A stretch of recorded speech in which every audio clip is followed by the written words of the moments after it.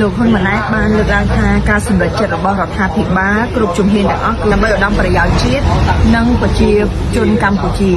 ចុះតើដំណោះស្រាយជូនជនភៀសសឹកដែលគាត់រងគ្រោះរហូតមកដល់ពេលនេះគឺគាត់អត់ទាន់មានដំណោះស្រាយច្បាស់លាស់នៅឡើយទេហើយរដ្ឋាភិបាលក៏អត់បានប្រកាសជូនប្រជាពលរដ្ឋឲ្យបានដឹងដែរថាខ្លួនដោះស្រាយបែបណាហើយ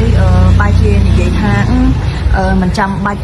បង្ហាញមិនចាំបាច់អីតើឲ្យប្រជាពលរដ្ឋជឿជាក់បែបណាហើយមួយវិញទៀត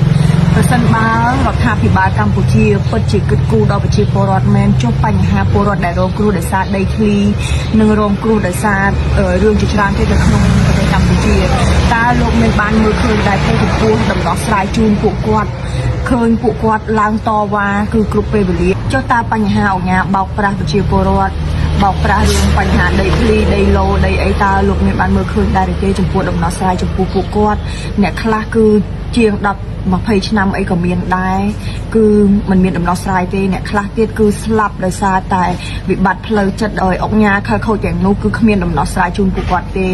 ហើយអង្គការខលខូចនោះបានរួចផុតពីសំណាញ់ទោសដល់ជាប់ពន្ធនាគារត្រឹមតែ3ខែ3អីវិញហើយគ្មានដំណោះស្រាយជូនជនរងគ្រោះផងតើលោកឲ្យពលរដ្ឋជឿជាក់បែបណា